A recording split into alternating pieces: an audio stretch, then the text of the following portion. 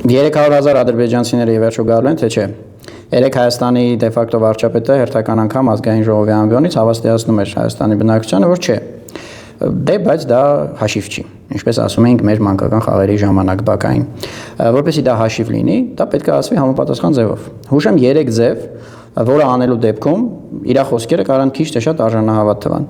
Նախ ինքը դա պետք է ասի ոչ թե Հայաստանի բնակչությանը, այլ պետք է ասի այն մարդկանց, ովքեր որ պնդում են, որ դա լինելու է, որ այդ մարդիկ գալու են։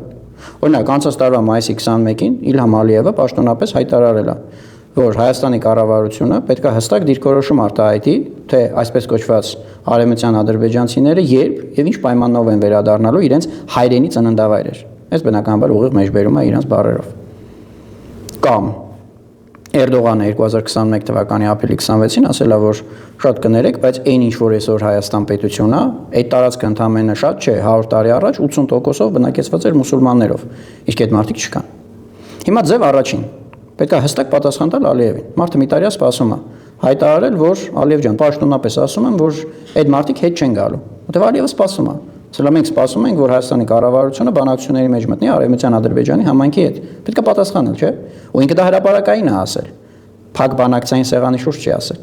Նույնը Էրդողանը, քալ երկրորդ։ Հաջորդ անգամ Էրդողանի, իսկ ավեջիշտ Էրդողանի գրքի հետ գրկախառնվելու փոխարեն կարա ասի Էրդողանն է պրասկենա, այդտենց բաներ մի ասա։ Մենք դա համարում ենք միջամտություն մեր ներքին գործերին, մեր ինքնիշխանության ոտնահարում։ Քեզ ինչ Հայաստանի բնակչությունը քանի տոկոս է։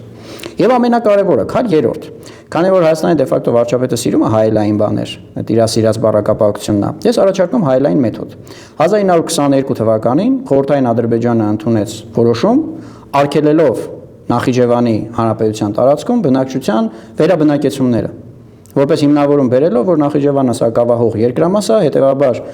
զանգվածային վերաբնակեցումները այնտեղ արգելվում են։ Հիմա այս առաջարկում հայելային մեխանիզմ, ընդունել օրենք, դա համադրական մեծամասնությունն է, չէ՞ խորհրդարանում, հələ հին խորհրդարանն է, թող ընդունեն օրենք, արգելելով Հայաստանի տարածքում զանգվածային վերաբնակեցումներ, որտեղ Հայաստանը տեղից էլ սակավահող երկիր է։ Այսա կլինի հայելային մեթոդ, այսա կլինի համոզիչ, որ իրոք այդ մարդիկ չեն գալիս։ Այսա կլինի ադրբեջանցիների իրավունքների սահմանափակում հանուն հայկական շահերի, բայց մենք տերում ենք, որ հայերի իրավունքներն են սահմանափակում։ Այսօր իրանք խորհրդարանում ուզում են օրինագիծ ընդունել, որ վերջի 6 ամսում Հայաստանում չբնակված մարդիկ հետ այսօր քվեարկելու իրավունք չունենան։ Բայց եթե հայերի իրավունքներն են սահմանափակում, մարդիկ կարան չէ հիմնավոր կասկած ունենան, որ ուրեմն ադրբեջանցիներին են ուզում շատացնես, բա հակառակն արա։ Այդ դեպքում ասածը համոզիչ կլինի։ Իսկ այն որ դրանք չկան, եւ եթե սարկազմը մի քիչ մի կողմ դնենք չեն լինելու, բնականաբար 300,000 ադրբեջանցիների դեպի Հայաստան դեմոգրաֆիկ արշավանքը շարունակում է մնալ Ադրբեջանի եւ Թուրքիայի համատեղ օրակարգում եւ Հայաստանի դե ֆակտո իշխանությունները դրան դիմադարձելու համար ոչինչ չեն անում, որովհետեւ չունեն դրա քաղաքական կամքն ու ցանկությունը։ Իսկ բոլոր այն մարդիկ, որոնք զգուշացնում են այս վտանգի մասին, իրենք իրականում փորձում են օգտակար լինել հայրենիքին, փորձում են մարդկանց իրազեկել եկող վտանգի մասին։ Իսկ ովքեր որ ծածկադմփոց են անում, հանգստացնում են, որ հանգիստ եղեք նման բան չկա, իրանք վատություն են անում հայրենիքին, որտեղ իրանք եկող վտանգի հանդեպ բթացնում են մարդկանց գոնությունը։